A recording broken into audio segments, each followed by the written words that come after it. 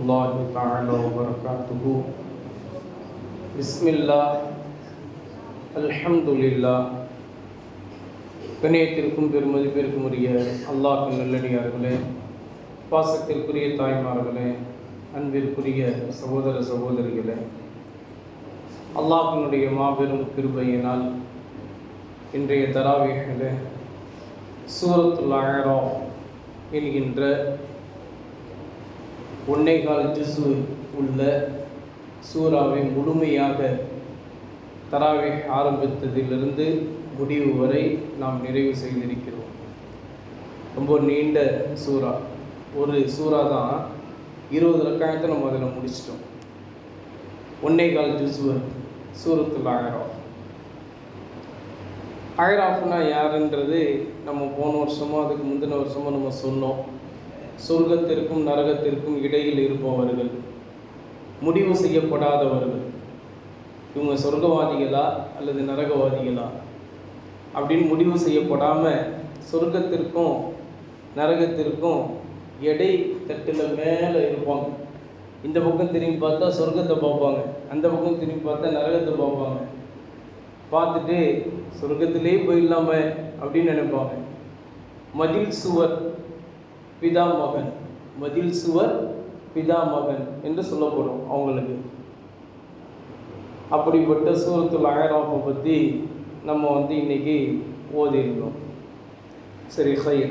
இப்போ நம்ம எடுத்துக்கொண்ட தலைப்பு இன்னைக்கு சலுகை யாருக்கு, அதாவது ரமலான் மாதத்தை அடைந்து ரமலான் மாதத்தினுடைய ஃபர்லான நோன்பை இவங்க வைக்க தேவையில்லை, இவங்களுக்கு சலுகை கொடுக்கப்பட்டிருக்கு. ஃபர்லான நோன்பை இவங்க விடலாம். விடுவதற்கு இவங்களுக்கு அல்லாஹ்வினுடைய தரப்பிலிருந்தும் அல்லாஹ்வின் தூதர் ஸல்லல்லாஹு அலைஹி வஸல்லம் தரப்பிலிருந்தும் இவர்களுக்கு அனுமதி தரப்பட்டிருக்கிறது.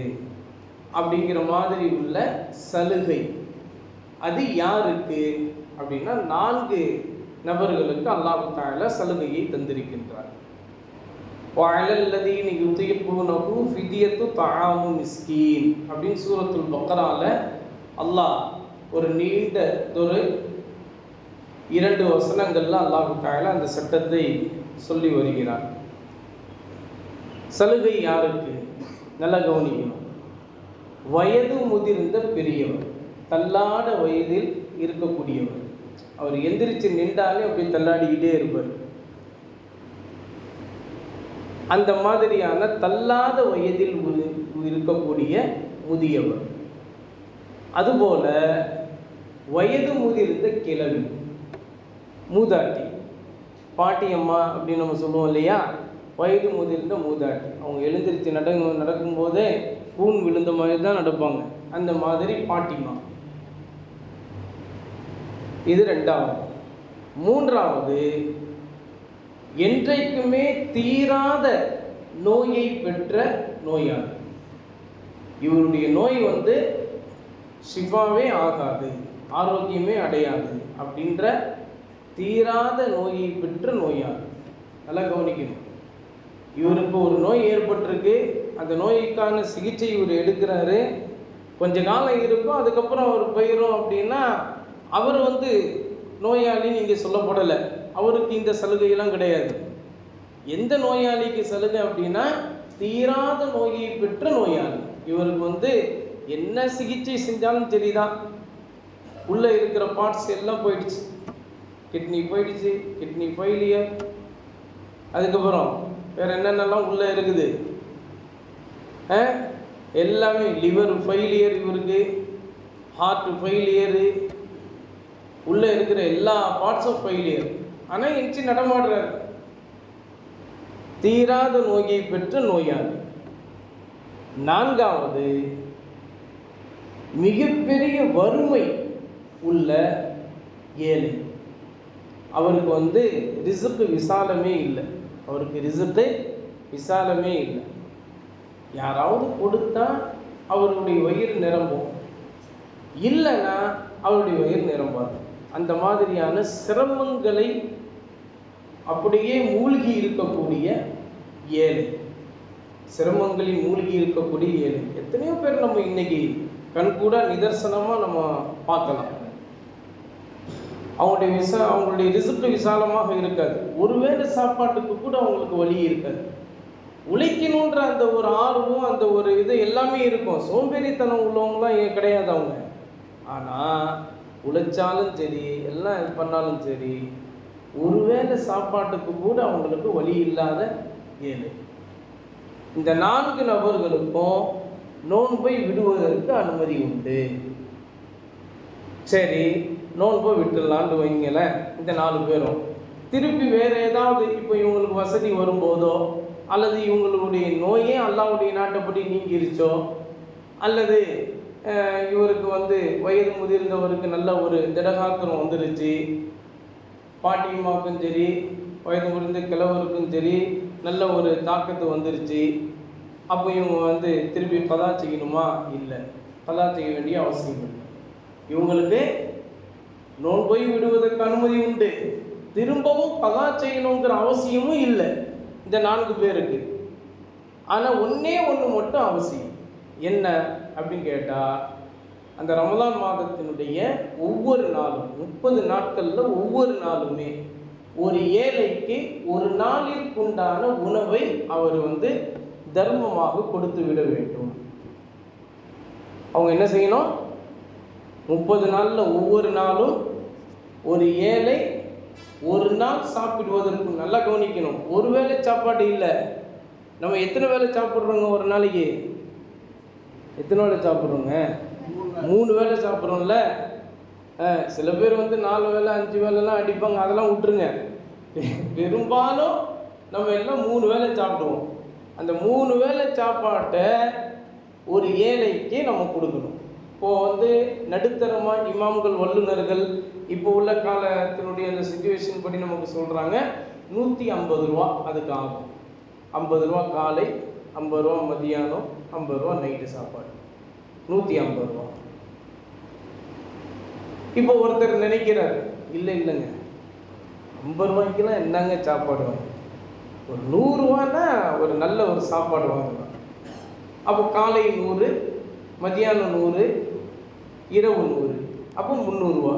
நான் 300 ரூபா கொடுக்குறேன் அப்படின்னு ஒருத்தர் ஆசைப்படுறாரு. தாராளமாக கொடுங்க, பிரச்சனையே இல்லை.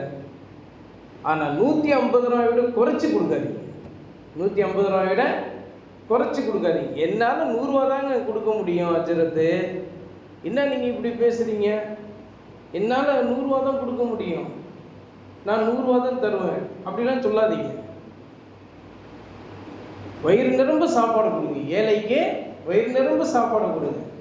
அவர் சாப்பிட்டுட்டு உங்களுக்காண்டி துவா செஞ்சாருன்னா அந்த துவாலையே நீங்கள் நோன்பு வைக்காததனுடைய அந்த பாவங்கள் அப்படியே கழிச்சிடும் இல்லையா? அதனால் நடுத்தரமான அளவு என்னன்னா 150 ரூபா. அதிகமாக நான் கொடுக்கணும்னு ஆசைப்படுறேன், தாராளமாக கொடுங்க, அதுக்கு அளவே இல்லை. 300 ரூபா கொடுங்க, அல்லது ஒரு நாளைக்கு 500 ரூபான்னு கணக்கு பண்ணி கொடுங்க, அதெல்லாம் உங்களுடைய விருப்பத்தை சார்ந்தது. ஆனால் 150 ரூபாயை விட குறைச்சி கொடுக்க தராதீங்க. அதுதான் மார்க்கம் நமக்கு சொல்லக்கூடிய செய்தி. இப்போ அதனால் இப்போ ஒருத்தர் குடும்பத் தலைவர், அவருக்கு கீழே அம்மா அப்பா இருக்கிறாங்க, வயது முதிர்ந்தவங்களாக நம்ம சொன்ன அந்த லிஸ்ட்டில் உள்ள அடிப்படையில் வயது முதிர்ந்தவங்களாக இருக்கிறாங்க. இப்போ குடும்பத் தலைவராக இவர் மகன் தான் இருக்கிறார்.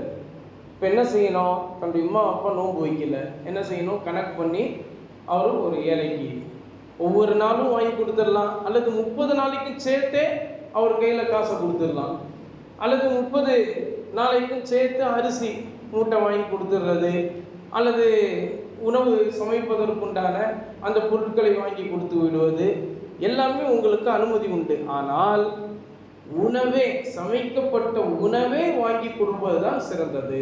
சமைக்கப்பட்ட உணவே வாங்கி கொடுப்பது தான் சிறந்தது என்று இருந்தாலும் இந்த காலகட்டத்திற்கு தோதுவாக எல்லாத்துக்குமே பணம் காசுகள் அப்படிங்கிறது இன்னைக்கு ரொம்ப பெரிய ஒரு தேவையாக இருக்குது. எதை எடுத்தாலுமே பணம் இல்லைன்னா ஒன்றுமே செய்ய முடியாது. அப்படிங்கிறதுனால எல்லாருமே போய் உணவுகள் வாங்கி கொடுத்துட்டா அவங்க அதை சமைக்கிறதுக்கு உண்டான மற்ற விஷயங்களும் வாங்கணும் இல்லையா? அதனால மார்க்க வல்லுநர்கள் சொல்கிறாங்க, நீங்கள் உணவுகளை வாங்கி கொடுப்பது சிறந்தது என்று இருந்தாலும் அந்தந்த இடங்களுக்கு தோதுவா, அந்தந்த கால சூழ்நிலைக்கு தோதுவா பணம் காசுகள் நீங்கள் கொடுப்பதா இருந்தாலும் தாராளமாக கொடுக்கலாம். ஆக மொத்தம் இவங்க இந்த 4 பேர், எந்த 4 பேர்? வயது முதிர்ந்த கிழவர், வயது முதிர்ந்த கிழவி, அதுபோல தீராத நோயை பெற்ற நோயாளி, அதுக்கப்புறம் வறுமையில் குழுமி இருக்கக்கூடிய ஏழை. இந்த 4 பேருமே என்ன செய்யணுங்க? அவர் நோன்பு வைக்கணுங்கிற அவசியம் இல்லை, நோன்பு விட்டுடலாம். கலா செய்யணுங்கிற அவசியமும் இல்லை. ஒரு நாளிற்குண்டான அந்த உணவு ஏழைக்கு கொடுக்கணும். இப்போ நமக்கு ஒரு கேள்வி வருது. என்ன கேள்வி வருது? இந்த ஏழை ரொம்ப சிரமங்கள் அப்படின்னு நீங்கள் சொல்கிறீங்களேங்க, அவரே ஏழை, அவருக்கே சாப்பிட்றதுக்கு வழி இல்லை, அவர் எப்படி இன்னொருத்தருக்கு போய் கொடுப்பாரு? அந்த ஒரு கேள்வி நமக்கு வருது இல்லை? அதுக்கு தான் இமாம்கள் வல்லுநர்கள் நமக்கு சொல்கிறாங்க என்னன்னா, அவர் அதை வாங்கி தன்னுடைய குடும்பத்திற்கு அவர் கொடுத்துடணும். அவரால் முடிஞ்சது, அல்லது யாராவது அவருக்கு கொடுக்குறாங்க, அப்படின்னா அவர் என்ன செய்யணும்? தன்னுடைய குடும்பத்தினருக்கே அதை பயன்படுத்தி கொள்ள வேண்டும். ஏன்னா தன்னுடைய தேவையை முதல்ல நிறைவேறல, அதனால் அவர் தன்னுடைய குடும்பத்திற்கே அந்த நியத்தை வைத்து அவர் கொடுத்து விட வேண்டும் அப்படின்ட்டு மார்க்க வல்லுநர்கள் நமக்கு சொல்கிறாங்க. இது ஒரு விஷயம். அடுத்ததாக நம்ம கவனிக்க வேண்டிய 2வது விஷயம் என்னன்னா, மாதவிடாய் காலத்தில் இருக்கக்கூடிய பெண்மணி, அதுபோல பிரசவிடாய் காலத்தில் இருக்கக்கூடிய பெண்மணி ரமலான் மாதத்தை அடைகிறாங்க. இப்போ அவங்களுக்கு நோன்பு வைக்க வேண்டிய கடமை இருக்கா? இல்லை, நோன்பு வைக்க வேண்டிய கடமை அவங்களுக்கு இல்லை, நோன்பு விட்டுடலாம். இப்போ இவங்க என்ன செய்யணும் அப்படின்னா, ரமலான் மாதத்திற்கு அடுத்து வரக்கூடிய மற்ற மாதங்களில் அவங்களுடைய மாதவிடாய் நீங்கி அவங்க சுத்தமான பிறகு, அல்லது பிரசவிடாய் நீங்கி அவங்க சுத்தமான பிறகு, மற்ற காலங்களில் அவங்க அதற்குண்டான அந்த நோன்பை கலா செய்து விட வேண்டும். அப்போ இவங்க ஃபித்யா தரணுமா? இவங்க ஒரு நாளைக்கு உண்டான அந்த ஏழைக்கு உணவு தரணுமா? அதெல்லாம் இல்லை. இவங்க கலாவே செய்யணும். அந்த நோன்பை என்ன செய்யணும்? இவங்க கலாவே செய்தாகி விட வேண்டும். இவங்க ஃபித்யாலாம் தந்து தன்னுடைய கடமையை நீக்கி விடலாம் முடியாது. அடுத்ததாக கர்ப்பிணி பெண், அதே மாதிரி குழந்தைக்கு பால் ஊட்டக்கூடிய பெண், கர்ப்பிணி பெண், குழந்தைக்கு பால் ஊட்டக்கூடிய பெண். மருத்துவர் சொல்றாங்க, நீங்க நோன்பு வைக்காதீங்க, நீங்க நோன்பு வச்சீங்கன்னா பிள்ளைக்கு பால் கொடுக்க முடியாது. நீங்க நோன்பு வைக்காதீங்க, நீங்க நோன்பு வச்சீங்கன்னா உங்களுக்கு உடம்புல சக்தி அது குறைஞ்சு போயிடும். அதனால கர்ப்பிணி பெண்ணுக்கு டாக்டர் சொல்றாரு நோன்பு வைக்காதீங்கன்றார். அப்படின்னா இப்போ இவங்க என்ன செய்யணும்? கர்ப்பிணி பெண்ணும் பால் ஊட்டக்கூடிய பெண்மணியும் இவங்க என்ன செய்யணும் அப்படின்னா, வயது முதிர்ந்தவங்க எப்படி செஞ்சாங்களோ அது மாதிரியே ஒரு நாளைக்கு ஒரு ஏழைக்கு உண்டான ஒரு நாள் சாப்பாட்டுக்கு உண்டான அந்த காசை அது ஏழைக்கு அவங்க கொடுத்துடணும். இவங்க கலா செய்ய வேண்டிய அவசியம் இல்லை. கர்ப்பிணி பெண்ணும் பால் ஊட்டக்கூடிய பெண்மணியும் ரமலானுடைய மாதத்தில் நோன்பு வைக்க வேண்டிய அவசியம் இல்லை. அவங்க ஒவ்வொரு நாளும் அந்த ஏழைக்கு உண்டான அந்த உணவு, ஒரு நாள் உண்டான அந்த உணவுக்கு உண்டான அந்த இதை அவங்க கொடுத்துடணும். திருப்பி கலா செய்ய வேண்டிய அவசியம் இல்லை. இதுதான் மார்க்கம் நமக்கு சொல்லித்தரக்கூடிய விஷயமாக இருக்கிறது என்று சொல்லிட்டு, மார்க்க வல்லுநர்கள் நமக்கு கடைசியாக ஒரு விஷயத்தை நமக்கு சொல்லி காட்டுகிறார்கள். ஒரு நோயாளி, அந்த நோயாளிக்கு ரமலானுடைய அந்த 30 நாட்கள் தான் அந்த நோய் அவருக்கு இருக்கு. ரமலானுடைய 30 நாட்கள் கழிந்த பிறகு அந்த நோய் அவருக்கு ஷிஃபா ஆயிடுச்சு அப்படிங்கிற மாதிரி ஒரு காலகட்டம் வரைக்கும் தான் நோய் இருக்கு, அதுக்கப்புறம் அவருக்கு நோய் இல்லை அப்படிங்கிற மாதிரியான ஒரு நோயாளி. சில பேர் இருப்பாங்கள்ல, திடீர்னு ஜுரம் வரும், பெட்டில் படுத்துருவாங்க, ஹாஸ்பிட்டலில் அட்மிட் ஆகிடுவாங்க. திடீர்னு ஏதாவது ஒரு மூச்சு திணறல் வரும், ஹாஸ்பிட்டல் அட்மிட் ஆகிடுவாங்க. இப்போ இது மாதிரியான நேரங்களில் ரமலானுடைய மாதத்திலே அந்த மாதிரி அவங்களுக்கு ஏற்பட்டுருச்சுன்னு சொன்னால், இப்போ அவங்க நோன்பு வைக்கணுமா? நோன்பு வைக்க வேண்டிய அவசியம் இல்லை, நோன்பு விட்டுடலாம். சரி, இவங்க ஃபித்யா தரணுமா? ஆமாம், ஃபித்யா தரணும். இவங்க ஃபித்யா தரணும். சரி, இவங்க கலா செய்யணுமா? ஆமாம், கலா செய்யணும். ஃபித்யாவும் தர வேண்டும், ஒரு நாளைக்கு ஒரு ஏழைக்கு உண்டான அந்த உணவை அவங்க கொடுக்கணும், அதுபோல் மற்ற காலங்களில் அவங்க என்ன செய்யணும், நோன்பும் வைக்கணும். ஏன்னா அல்லாஹு தஆலா ஒமன்கான மரீதன் அலா சஃபரின் ஃபஇத்தத்தும் மின் அய்யாமின் உஹர் என்று அல்லாஹு தஆலா சொல்லி காட்டுகிறான். அப்போ ஒரு நாளைக்கு ஒரு ஏழைக்குண்டான அந்த உணவையும் அவங்க கொடுத்துடணும், மற்ற காலங்கள் அந்த நோன்பை கலாவும் அவர்கள் செய்ய வேண்டும். இது நோயாளி. சரி, பிரயாணம் செய்யக்கூடியவர், பயணம் செய்யக்கூடிய பிரயாணி.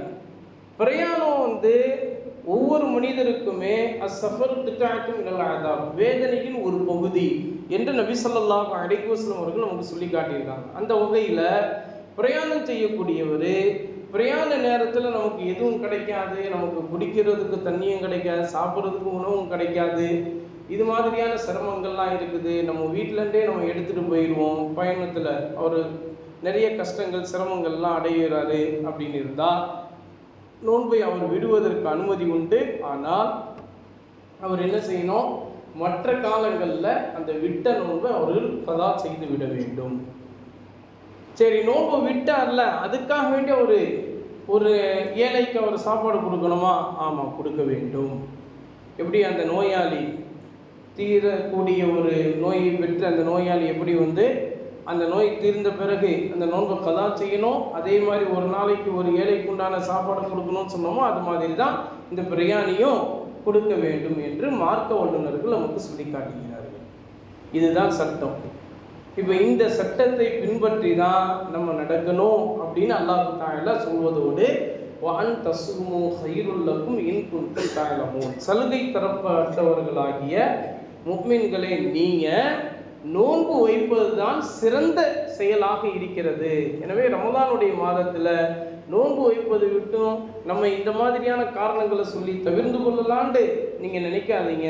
நீங்கள் நோன்பு வைக்கிறது தான் உங்களுக்கு நன்மையை தரக்கூடியது என்று சொல்லி அல்லாஹ் தஆலா அந்த வசனத்தை முடிக்கின்றான். எனவே எந்த ஒரு சட்டத்தை கேட்டோம் அதன்படி வாழ்நாள் முழுவதும் அமல் செய்யக்கூடிய தௌஃபீகை அல்லாஹ் தஆலா நம் அனைவருக்கும் தந்தல் புரிவானாக.